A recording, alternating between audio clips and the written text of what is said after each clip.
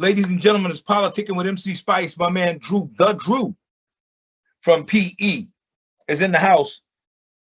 We were talking off record about the fact that you were doing sound since you was actually into the sound since like your high school days. Yeah. Okay. So well, it started in grade school. My father was teaching me how to play the bass. I come from a musical family. If you come to my house, all they want to do is sing and play instruments all night. Singing gospel all night.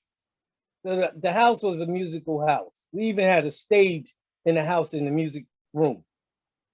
So my father was teaching me how to play the bass, but it was hurting my arms real bad. So he taught me how to play the drums. He taught my other brother Joe how to play the bass, and everybody else was just singers. And he played the lead guitar.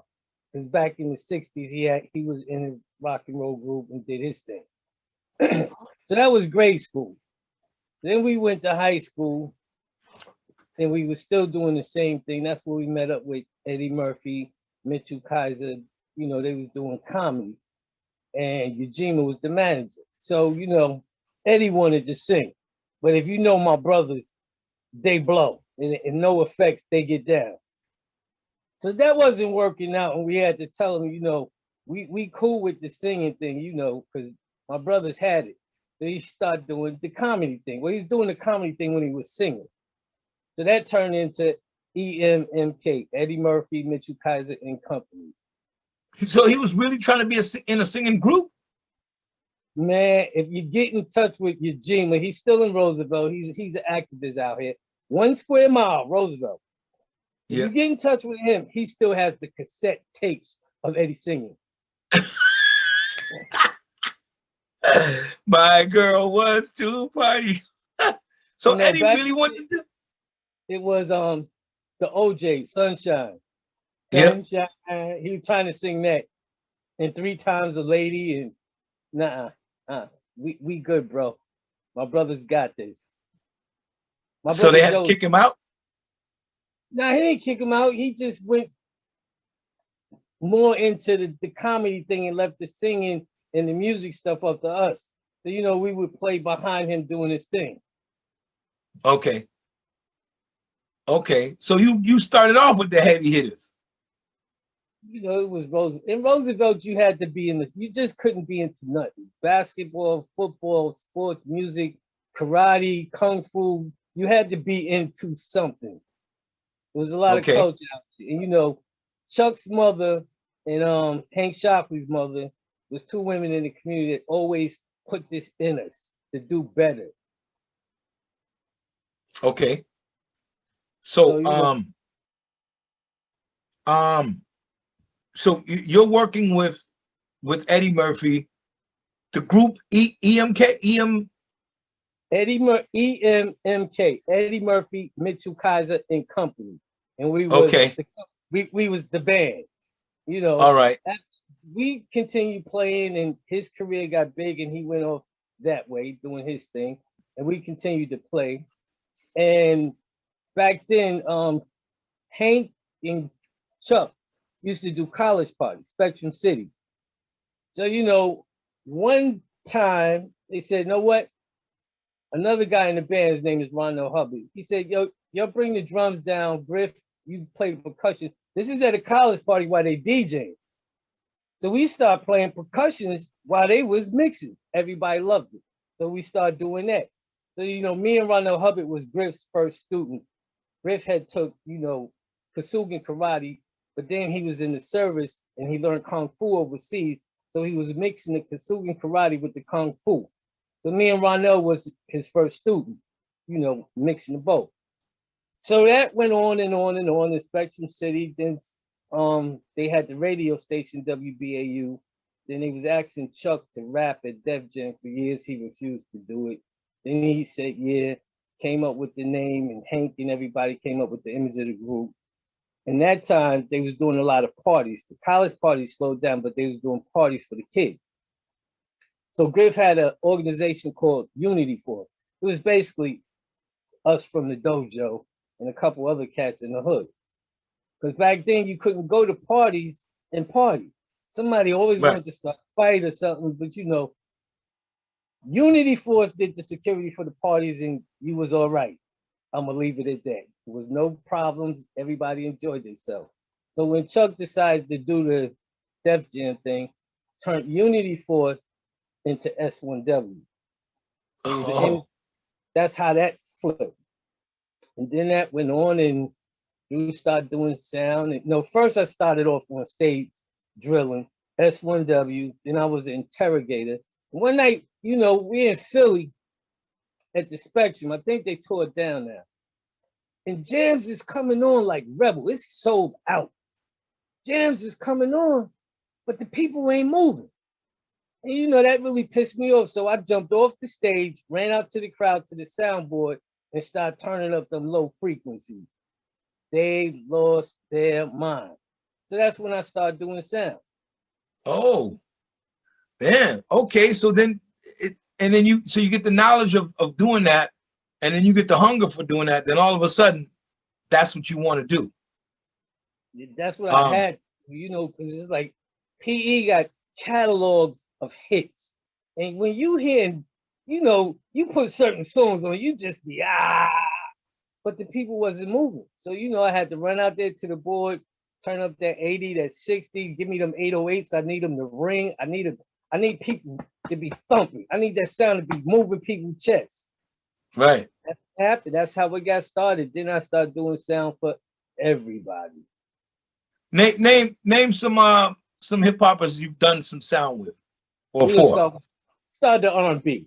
Janae, their first album, Drew was right there with her.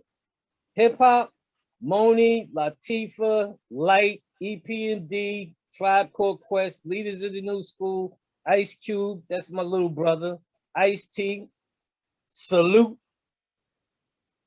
Yeah. So, okay, you just said albums. Yeah. You didn't just do the sounds at shows. You're talking about actually doing the sound mixing on albums? No. Sound at the shows. You know, their albums ever. But you know, PE was headlining a lot of tours and Chuck would put like a lot of people on it. So a lot of people wanted their sound to sound like PE. Because you know, when you headlining, you got the fat sound. Everybody else under you get like, yo, whatever. Nah, bro. Chuck said, Drew, I want everything to be right. All right, I got it. So everybody's sound was big. Word. So Chuck was looking at the overall spectrum of the entire, selling that entire show as opposed to just selling the artist, the headline. Right. Everybody had to be right. You know, that tour stopped and we went back on tour and a lot of people would call me off tour. Like this, we're going to skip a couple years ahead. Ice Cube left NWA. He was doing a show at the Apollo. So he calls me up. He said, Drew, what you doing? I said, nothing. If you need me, I'm there. So I went out to the Apollo. They did 2 shows. Now, you know, the Apollo is not no little rinky-dink place. If you ain't right, forget the Sandman. They taking you out. Yep. Ice Cube Yes, did indeed. 2 shows back to back. People were throwing money on the stage. What? People were throwing money and, you know, back in them days, whatever else, on the stage. That's how that got started. So then after the show, it was so well. He said, yo, what you doing for the next couple of weeks, a month or whatever? I said, bro, I told you, if you need me, I'm there. So he took the bus from the Apollo, came back out to Roosevelt, and I went in the house to pack. He got off the bus. He played football with the kids in the streets. Everybody, the lynch mob, everybody, they got off the bus. They was just out there playing while I was packing. So then we happened to get on the road and I ran into Joshua Farrakhan. We was in Arizona, I believe. So I had bought some tapes from the minister. Because, you know, back then, being on the bus with the lynch mob, bro, I could tell you stories. The St. Ives man used to bring cases and cases of beer on the bus, right? So, you know, I didn't drink. So I used to sit there and just pop them, pour them out, pop them, pour them out. I think like the second night, Shorty Muhammad, God bless his soul, He said, "Yo, bro, this ain't PE. We drink beer on here." So I said, "Oh, got Oh, one. We got PE one." didn't allow you. PE No, didn't allow you. it wasn't allowed. We just wasn't into those things. So I Yeah, said, "All right."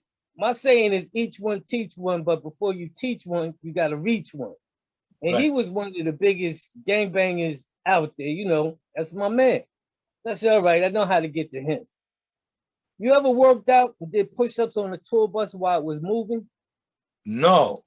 You fighting gravity, right? So me and Yeah. him, me and JD was tight, but I started getting to Shorty because I had to change the mindset.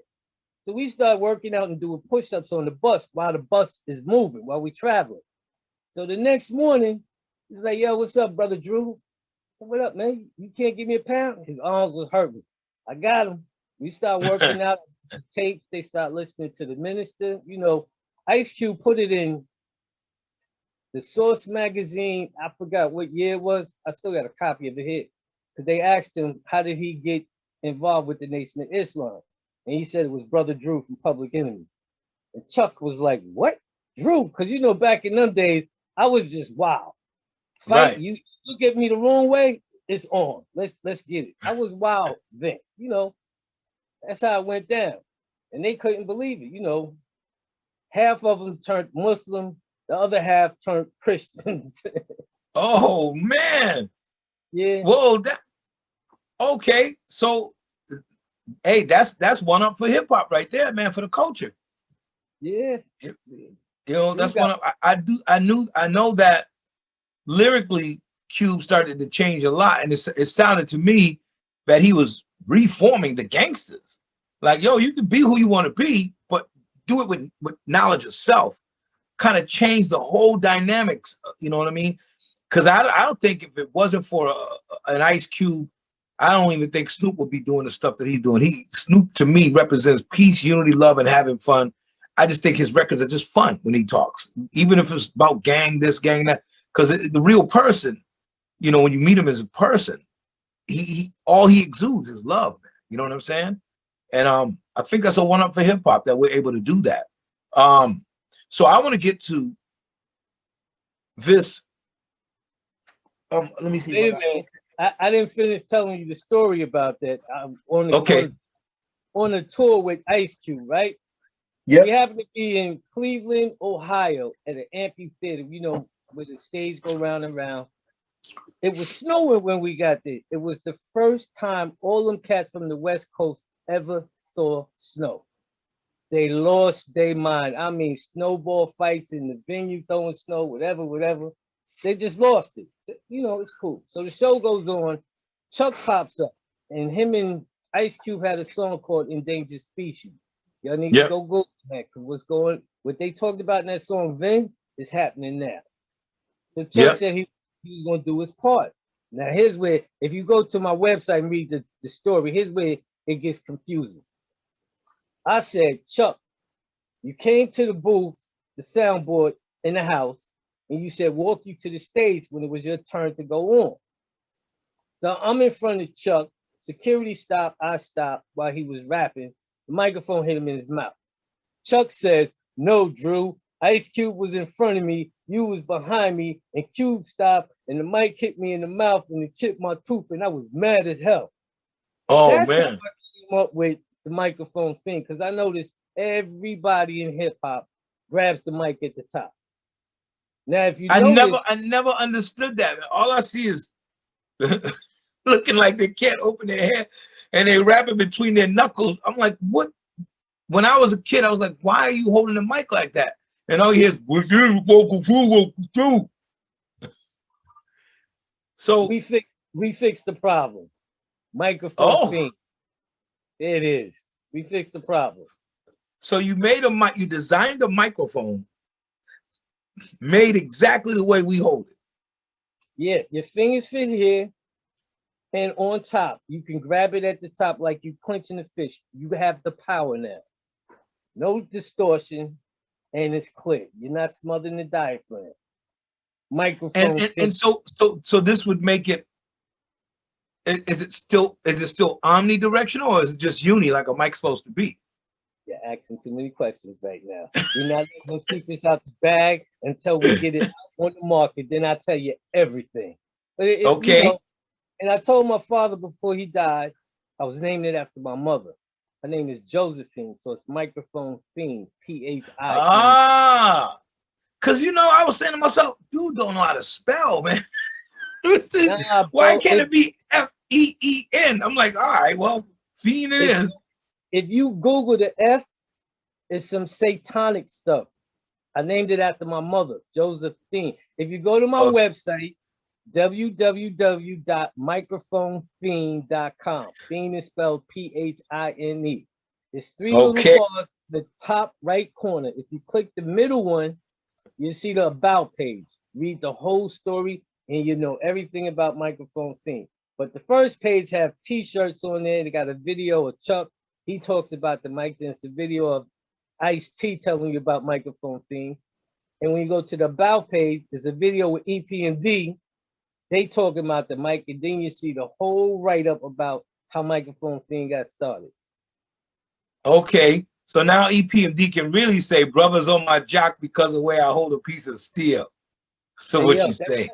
That's family. That's another group that I did sound for many years. KRS wow. He's another one for years. Wow. Wow. His sound is amazing, man. He go almost before the decibel could go over. He's like, the way he mixed that reggae with hip hop, ain't nobody ever did it like that, bro. And when you know what I'm saying? Man, and that reggae came on, you felt the bass tones, the 80 kilohertz. You felt it in your chest. So do you have a squad under you that you're also teaching? Like when you go out, is it just you, or do you have some students of the music or students of the sound with you? No, only at church. Perfecting Faith Church with Drews the Sound Man, Pastor Donnie McKirkland, y'all. He was like my brother, you know, he grew up in the music thing, and here at the house, everybody's music. So when he opened up the church, they gave me a call. I think I was in Australia, and I said, "Yeah, I'll be home in a couple weeks." So I put the sound system in there, and I've been there for 18 years. Wait a minute, at Donnie McKirkland's church? Donnie McKirkland's church? Yes, sir. That's my brother. So I had trained people to be able to do the sound like me when I was out on the road. Because I would go out on the road and come back home. So Donnie McKirkland's sound man goes on the road with Ice Cube and Public Enemy. You know what that says? That says a lot about the sound man. That you have ears for no matter what. Those are three different sounds. And then you got. I grew up. My house, my family are nothing but gospel singers all day. Oh, so that ear was already there. Okay. It was something my father put in us, even when we started doing R&B. And me and my brothers have a song on Terminator X album, Valley of the G Beats. It was an answer to Lisa Stansfield, Been Around the World and Can't Find My Baby. We answered it back. You don't have to look no further because I'm right here. Yes, check it out. It was the flip side of Bonnie and Clyde, Homie Don't Play That. Okay. All right. So, okay, you're in the zone now. The thing happened in Cleveland. How long after that Cleveland situation where Chuck got his tooth cracked did you say, I got it? Or did that kind of like go on in your mind for a few years, months? Like, when did you actually say, this is what I'm going to do? Dude, before that, I was doing sound and everybody still was grabbing the mic like this. After that happened, I went to the hotel before we left and I designed a mic where you can actually clench it. I designed it. But that was September 1990. I got my papers for the patent in 2018. Oh, you decided to get them in, or you waited that long? Nah, bro, they take you through a lot. You know, I went through a lot. First, they thought a wire. They didn't understand what it was. It was the wire to plug it up. No, so I had to start over. Then I went and got some lawyers. And it's been a crazy ride, dude. crazy. Wow. Hey man, so I know this is not about the interview, but yeah, that 10,000 that you owe me, man. Yeah.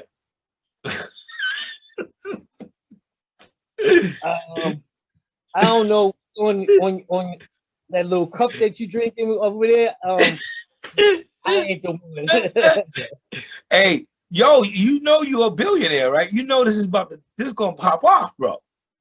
Bro, Everybody needs a mic, and you might now, start changing some people the way they hold a mic. So who've never held it that way, they might just start doing that just because they can. Listen, I got pictures of the Pope doing that. I got pictures of reggae, rap. It don't matter. Country people, everybody when they get into it, they do this. They grab the mic at the top. I fixed the problem. I own the patent. Everybody's upset, and I'm ready to make a deal. I'm looking for somebody to come in and say, "All right, Drew, let's go." Right. So now, see, that's a businessman. You said I fixed the problem. Businessmen bring solutions. Yes, that was a problem. And has anybody used the actual prototype so far? Or is it just let me say this. Not only did I fix the problem, I own the patent. It's not pending. I own it. All right. okay? Yes, people have used the mic. The last one, we do a little thing out here in Roosevelt at the one. It used to be the library. You know, I go out and support the community every time they do a function. So I bring the mic in there and let people get down. But Melody Daniels used to have an open mic. I think it was every Monday or Tuesday night in Manhattan, and she was one of them say, "You're not supposed to grab the mic like this. You're supposed to. This is the proper way to hold it, right?" So I come in there, you know, that's like my sister. Once again, another gospel group, David Gates and them started right here in the studio in Roosevelt. So I bring the mic in, a sound guy plugs it up, and he's going crazy. I can't believe this just sounds great. She starts singing in the mic. For 3 weeks, I brought the mic up there. She wouldn't let nobody touch it. Now I got some footage with her singing a Mary J song, using the Microphone Phine. Rip. Oh. Rip. I'm going to post it up real soon. But Okay. yeah, Chuck used the mic for Black History. He did something at Roosevelt High. He used a lot of people use the prototype, and they just can't believe it. It sounds so clear. What do you have in here? So Dre comes out with the headphones because he's the DJ. You came out with the mic because you're the sound man. That's it, bro. Like I said, man, billionaire, multi-billionaire. Everybody's gonna want that mic, man. Yeah, and now, you know, let you in on something. Everybody's been waiting. I get orders all the time, but you know, I've been trying to find manufacturing and distribution. So now that I have that locked down, now I just need an investor. So somebody tell Shaq, Master P, one of the cats, yo, holla at me, Magic Johnson, holla at me. This is Drew, Public Enemy, all day. All right. Okay. No. You need a hold up, time out. When I say all right, you say all right. All right. No. All right. All right. We got to send you to the videos and check it out. That's the thing Drew been doing for years. Matter of fact, the last couple of tours that we did with Public Enemy, I usually start the show off. I usually do like maybe 5 or 6 songs with the band that we don't do in the show. And I call it a sound check. So when after we leave and come back right before we go on, I got to make sure everything's the way I left it. So I'll start getting down with me and DJ Lord to do something, and then the band to jump in. It's called the pre-show sound check. All right. Okay. All right. All right. You'll get it. Yeah, man, that's dope, man. God, like, I'm always intrigued by brothers who take it to the next level. Because at one point, Flash had the Flash Former. Remember, he was all about the mixing, and he had a deal with, I think, Newmark or one of them, and came up with the Flash Former mixer, and that like blew my mind for years. And all of a sudden, I hear about the beats, Now it's the mic. Yeah, and what's funny about that, I was an ambassador for Monster for years. Me and No Lee was real cool. They wanted to do the mic with their boombox, but dude, talk right, man. You know what I'm saying? We can make a deal. It got to be fair. Right. And speaking of the next level, I have one of the world's first smart t-shirts. Smart t-shirt. Yes, the shirt has a chip in it. So you take your phone and you scan the shirt, everything about Microphone Phine, Instagram, Facebook, Twitter, videos. This is going to be on the next smart shirt. Everything pops right up. And then let's say you out at a concert, you can snap a picture and upload it to the shirt. What can you wash the shirt? You can wash it, you can dry it, just don't leave the iron on the chip. But yeah, everything's all good. Oh my goodness. So so has this been your thing since high school, or when were you actually interested in the actual technology of it? And not only the technology, but trying to let me rephrase that. Was Cleveland, Ohio, the first time you started saying, I want to design things, or have you always been about trying to design things or design products that we can actually use in music? Let me tell you something. When we first got started out, we had the worst equipment in the world because we was poor. But my father would build everything. You know, we was into performance. We performed in grade school. We did our own little shows. We built a coffin and made, you know, back then our name was Nemesis. We built a coffin with like the Nemesis, and we would come out with the unbeatable force. They built us a light switch, a light board. You know, guy from Brummers lived next door. He built light switch. We couldn't afford serving Vegas. So my father was in the carpet business. He took some 18s and built a box and covered it with carpet. And that was our Certain Vegas. So we was always into building stuff. We had the worst drums, but we could tune and make them sound better than anything out there that was number one. Oh. So you know, okay. we always wanted to do, always keep going. But the smart shirts happened. We was doing a show in Hawaii. The sound system wasn't right. So the guy asked me, Drew, can you know, so I had to fix it to make sure we get that PE sound. So years later, he gives me a call. And he said, Drew, what do you think about a smart shirt? You know, this is in the midst of everything going on, the beginning of last year. I said, you know, I'm not into tech. I don't know nothing about that, man. Talk to Chuck. He said, no, some guys bought like 20,000 shirts, but they can't use it until they go on tour, and that's like 2022. I think this would be a great time to come out with Microphone Phine smart shirt. So you know me, I'm like, yo, whatever. I'm trying to find the bag of money so I could get the microphones to the market. So he sent me the videos. He sent me a couple samples. Everybody is going crazy right now. Oh man. So you now have 2 patents in the making. I mean, you got another patent in the making, the smart shirt. Let me break this down to you. I had a problem because I didn't understand how did I have 2 patents on one design, but then the lawyers broke it down to me. They patent the top and the bottom, and it's one piece. So if anybody try anything, they got you. For the mic? Yes. Man. And that is, so they had to patent both because it's detachable. No, it's not detachable to cover me. Oh, just the look and feel of the whole thing. Right. Let's just say you want to come up with a mic and you don't want to put the finger grips on the side. You want to do it at the top. Now that's infringement. I got the paper. Ah.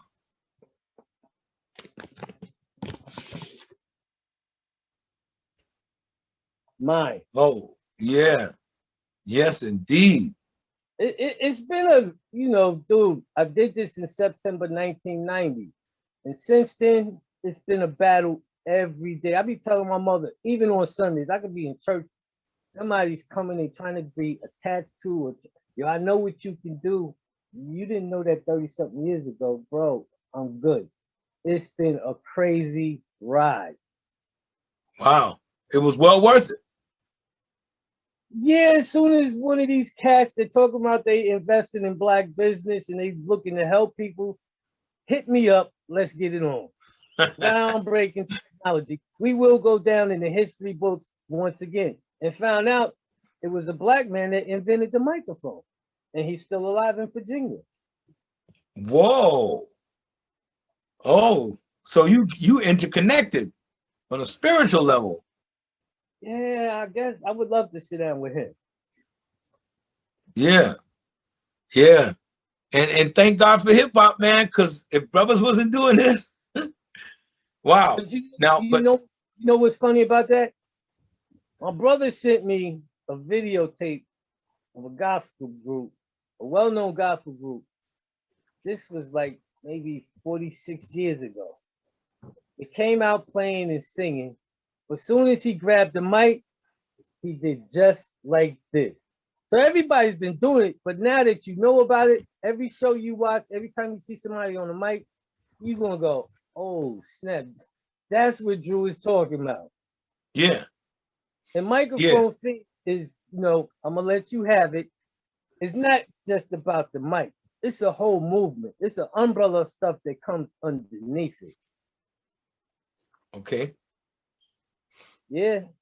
So so that's the way you're gonna do your business. I mean, that's the way you're gonna do everything. You're gonna also make sure it's a part of a movement. It is a movement. I'm gonna let you in on the secrets, all right? The video game, the restaurants, the bakeries, because I am a short order cook, a chef, and a baker. That kept me in school. I went to BOCES to bake, and we want to do it big. Picture a restaurant with all the tables are shaped like the Microphone Phine, and we got the hip hop artists on the wall, and we got a live DJ getting down, huh? And on Sundays, we do the gospel brunch. We do the gospel thing and play all gospel music and gospel videos for them. Maybe have some artists. Uncle Donnie, come on down and sing a couple songs for us. Yeah, it's a whole plan. Wow. But I just need to get the microphone out there. So well, you already know that's gonna happen, man. I mean, it took you this long to get the patent. The other stuff is gonna be easy breezy.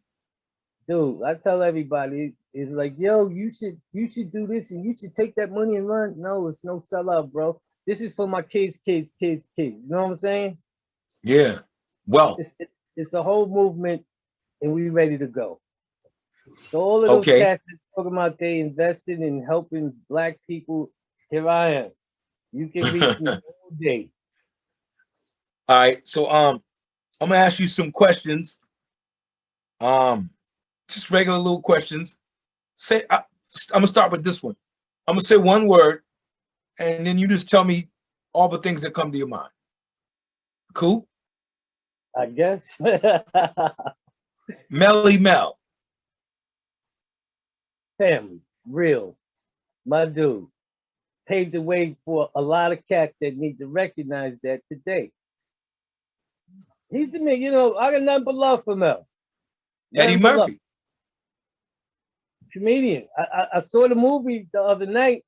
I loved it. From the beginning to the end. Eddie, give me a call. Holla back, all right? Yeah, Eddie Murphy might have a few dollars hanging around. No, that's he's straight.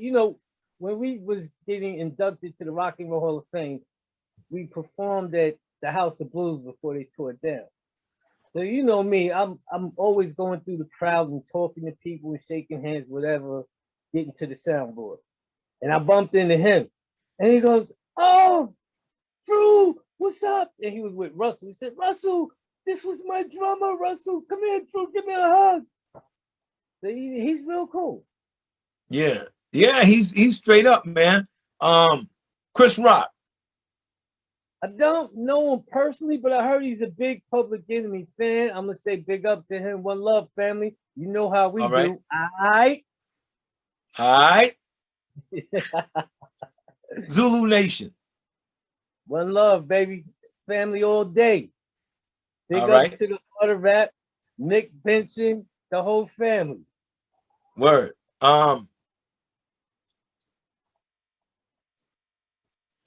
If you could choose between the two, which one would you choose? Butter pecan or maple walnut ice cream? Neither one, because I don't eat neither one of them. Give me Oh, man. chocolate chip. Chocolate chip ice cream? Yes. I'm not going to say no names because I'm not giving them no props, but yeah. Okay. Coca-Cola or Pepsi? Dude, anybody around the world from here to Africa knows the dressing room have to have my chicken and my Pepsis. We have the biggest problem when we go to Atlanta. You know, that's a Coke city. Y'all better go take me to Kroger somewhere. I need the Pepsi. You serious, huh? That's on your rider? For years. But you know, since this happened, I've been slowing down on that. I've been drinking nothing but green tea. I might eat one time a day, but I drink a lot of green tea. So what kind of chicken? Just fried chicken from anywhere or? Nah, it ain't from anywhere. I ain't giving up no prop. All right, KFC. Oh, okay. And look, do not go get it earlier during the day and put it in the warmer. I want fresh chicken. Oh, you got some Southern roots going on with you, brother. Yo, my people from Virginia. One love, family. Okay. That's how I got into cooking. Got into what? Cooking. I went to school for cooking. I'm gonna show them okay. And a baker. I do the wedding cakes with the fountains and the tears, everything, all that. Wait. You do those kind of cakes? Yeah. Yeah, dude. When I was in high school going to BOCES, I'm gonna let you in on it. It was me.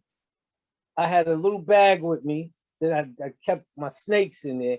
Because when I was studying martial arts with Griff, snake was the second style that I studied. So I had to learn the eating habits and all. It was me and my snakes on the bus every morning going to BOCES. Wait. Snakes like what kind of snakes? Real snakes? Yeah. And you just want to study their moves so you can. That was one of the styles that I studied with Professor Griff. You know, because he mixed Kung Fu and Karate together. So I had to learn the eating habits and how they move and how they act and the whole 9 yards. It wasn't no, and this was back in the early 80s. Okay. So Griff must have taught a lot of people. I mean, speaking of baking, wasn't Griffin Senior into foods or something? Owned a bakery or do I have that? Somebody from number 7 used to have a bakery or something like that. It wasn't Griff. Okay. Senior, I mean Griff Senior. Didn't Griff Senior come out of number 7? Bro, you asking me questions. I don't know nothing. All right. Sweet potato pie or bean pie? I really don't do either one of them, but you know, both. Okay. All right. What part of Virginia is your family from? You got Richmond, Spotsylvania, Caroline County. They're from Virginia for real. Yeah. Okay. Yeah, I lived out there for a while, working at a radio station out there as a creative director. You know what I mean? So what can people expect with respect to the Microphone Phine, the mic itself, around what kind of a turnaround time are you looking to have this in stores, available everywhere for the people? What is your goal, your hopes, as far as that time table is concerned? If one of your people, these cats that invest and help people get their business together, give me a call and we work out a deal, we can have it in the stores in June. Okay. You ready to do it like that? Dude, you know, it's been a struggle. It's been a fight. It's been everyday battling with people and their little schemes and thinking. One cat, you know, he got real indignant with me. You know, I was at the church. I had to step off and like, bro, maybe you need to check the list and ask his brother Drew from Politickin. I'm the nicest guy in the world, but don't push me. Don't cross that line because you got to deal with that little Tasmanian devil that's been in a box for years. You know, we're not going with it. You know, it gets crazy like that, dude. I could sit here for days and tell you horror stories about people trying to scam and trying to involve themselves and want to be attached to it. I can do this for you. Bro, I'm good. It happens in God's time, not man. All right? All right. Oh man. So they just come off thinking, oh, how can they come off thinking an inventor don't got his mind on straight anyway? It's not like they can't, you know what I'm saying? You're the one who invented it. You wouldn't believe the hell I've been through since 91. I mean, 90. Yeah, 1990. September 1990. Crazy. Wow. And still to this day. But I got Goodness. some people, you know, we got the manufacturing, we got distribution, we got the stores, we got everything lined up. We just waiting for one of these cats to say, Drew, how much money do you need? Let's go. And I tell all these cats, this is a nice story because I'm on social media. I'm checking out everybody. Don't talk about it, be about it. That's what I always say. Yeah. Everybody talk that talk, but you know, walk that walk, bro. You say you about this, let's do it. And I'm so you got your money together, you lawyered up, you the whole patent thing is mind-blowing to me as well, because I do know that's a rough ride, man. And that's probably why a lot of people aren't protected, because a lot of people they don't have time to go that route that you did, man. They don't have time to, like, you know, that kind of stuff will make some of the most wariest guys just fall off and say, I can't do it. And have the idea but never implement it. Let me tell you what something. was it that kept you strong? What was it that kept you on that narrow path towards that goal? God. In all those years. God, my family, God, my wife, my backbone. But yeah, let me tell you something. I learned a lot being out on the road, because some cats, you know, they want to make deals and they want money now. Other cats, I'm not worried about the money. Make sure my paperwork is straight. The money gonna come. I sit back like that little mouse and I just observe everything. Take in what you're supposed to take in, spit the rest of it out. It's not for you. But that's me. Right. Yeah. Okay. Yeah. I understand. I mean, I guess some people, they're not gonna leave that I call it the drug dealer mindset when they think money's supposed to be here next week. You know what I mean? That's not how real business goes. Some restaurants open and don't make money for the first 3 years. They just try to tally it up and say, okay, here's how much it's going to cost for waitress, here's how much it's going to cost for this. And they get investors that understand that. There ain't nothing coming out of this restaurant for at least 3 years till we figure out what we really make here. You know what I mean?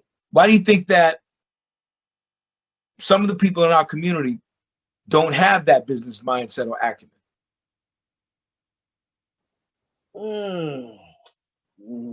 Maybe they've been programmed that way to not see tomorrow in the future.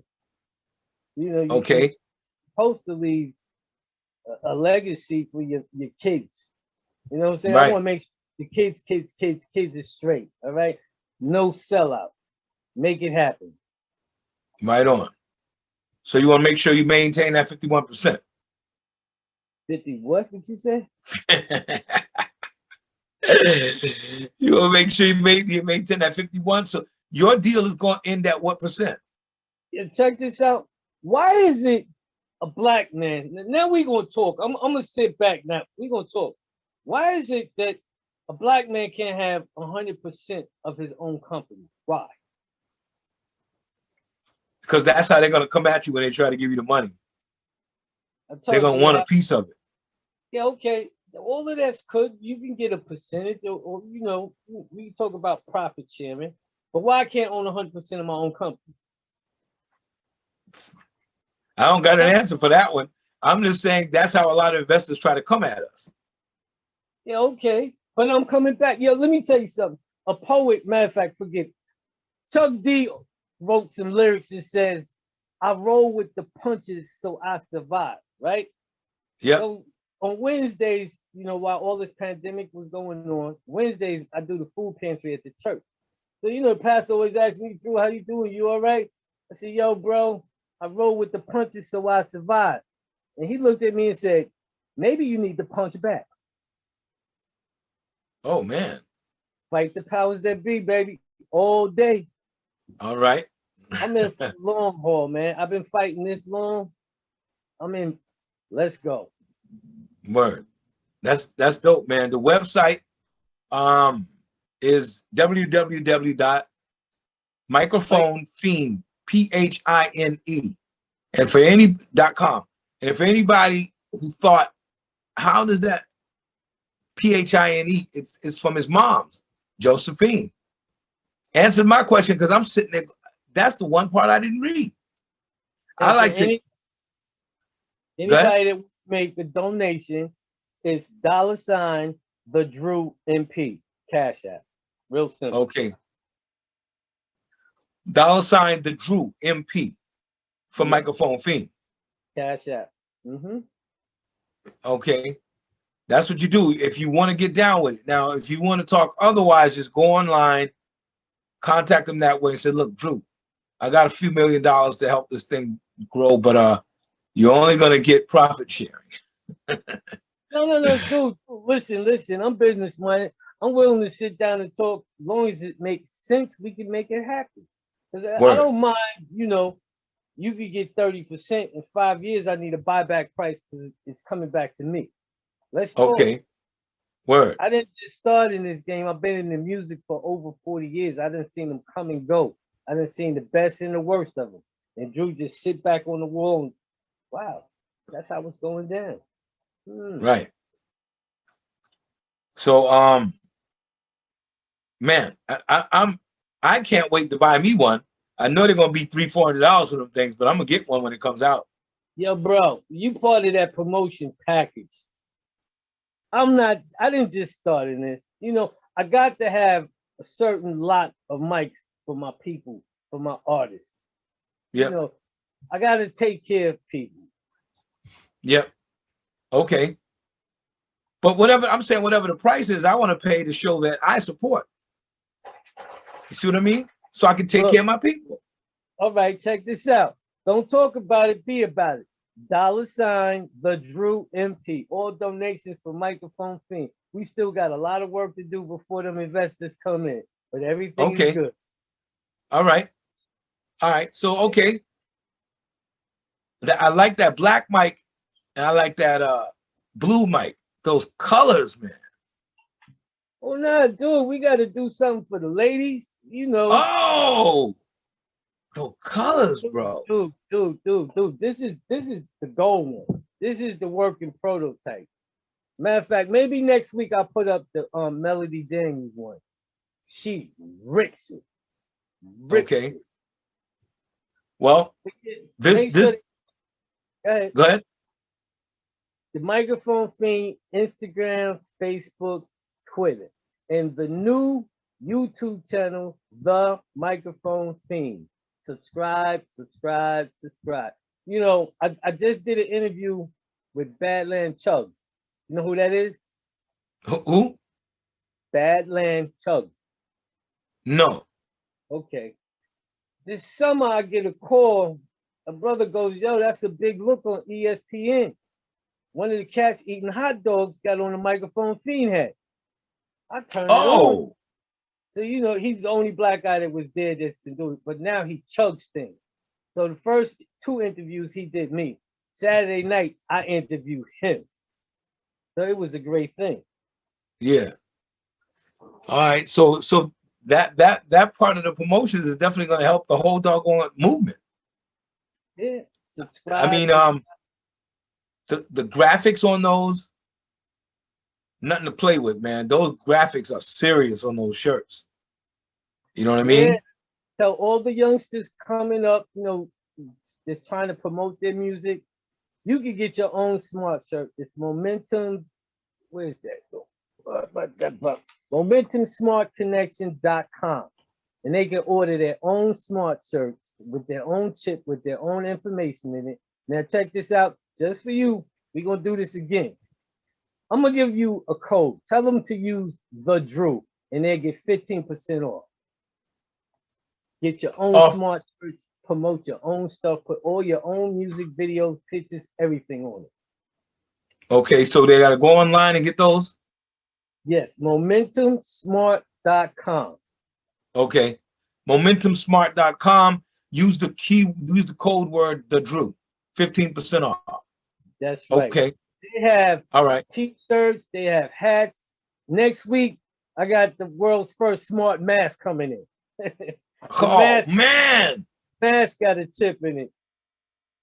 But you Yo, get man. cards, you know, your little business cards. You can get greeting cards with little writing. They scan it. Everything will come up. I even told the kids in school, you know, everything's been messed up for the year. You can put your whole yearbook on the T-shirt, on the chip.